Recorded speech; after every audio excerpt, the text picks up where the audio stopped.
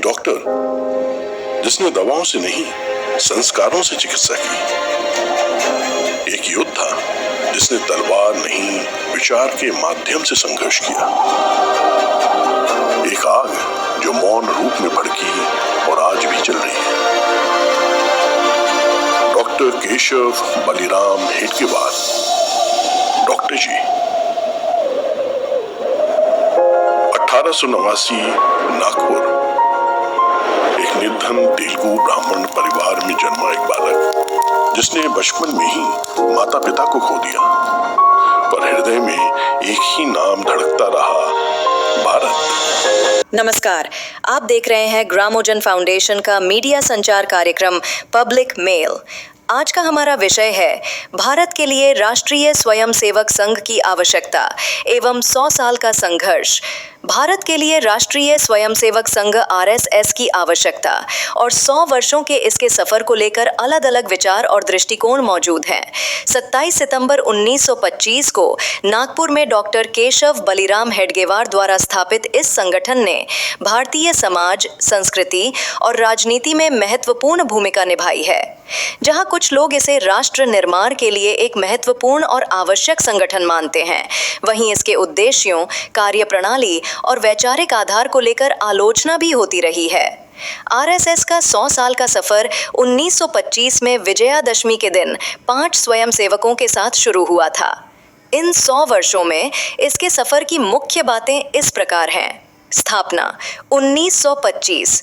Doctor Hedgewar ने हिंदू समुदाय को एकजुट करने, चरित्र निर्माण और हिंदू अनुशासन स्थापित करने के उद्देश्य से RSS की स्थापना की। शुरुआती शाखाओं में योग, सूर्य नमस्कार और लाठी प्रशिक्षण जैसी गतिविधियां शामिल थीं। प्रारंभिक संघर्ष। गांधी के विचारों से असहमति के कारण डॉक्टर हेडगेवार ने अपना रास्ता अलग कर लिया, क्योंकि उनका मानना था कि धर्म को राष्ट्र से ऊपर रखना खतरनाक है। संगठन ने ब्रिटिश शासन के दौरान भी काम जारी रखा। हालांकि कुछ आलोचकों के अनुसार उन्होंने स्वतंत्रता संग्राम में सीधे भाग नहीं लिया। विभाजन और सेवा कार्य। 1947 में भारत के विभाजन के दौरान RSS ने भारत आने वाले हिंदू शरणार्थियों की सहायता में महत्वपूर्ण भूमिका निभाई। गांधी की हत्या के बाद का दौर। महात्मा गांधी की हत्या के बाद RSS पर प्रतिबंध लगाया गया, हालांकि बाद में इसे हटा लिया गया। इस घटना ने संगठन की सार्वजनिक छवि पर गहरा असर डाला। राजनीतिक उदय। आपातकाल के बाद 1975 RSS का राजनीतिक प्रभाव बढ़ने लगा।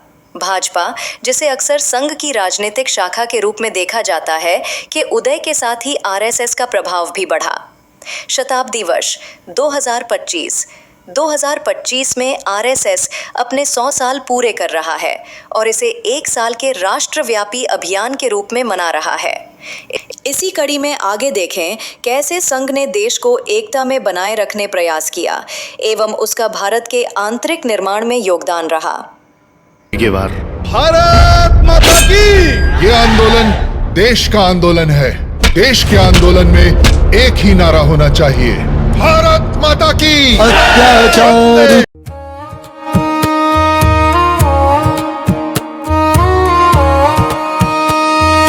श्रद्धामय विश्वास बढ़ाकर सामाजिक सद्भाव जगाए, अपने प्रेम परिश्रम के बल भारत में नव सूर्य उगाए। जाग रहा है जनगण मन, निश्चित होगा परिवर्तन।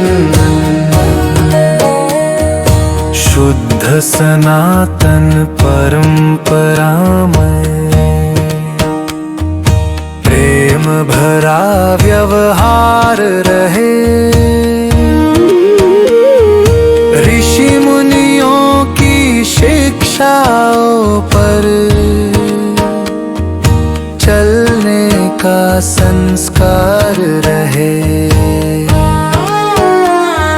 राह रपटती इस दुनिया में कुल कुटुंब का संरक्षण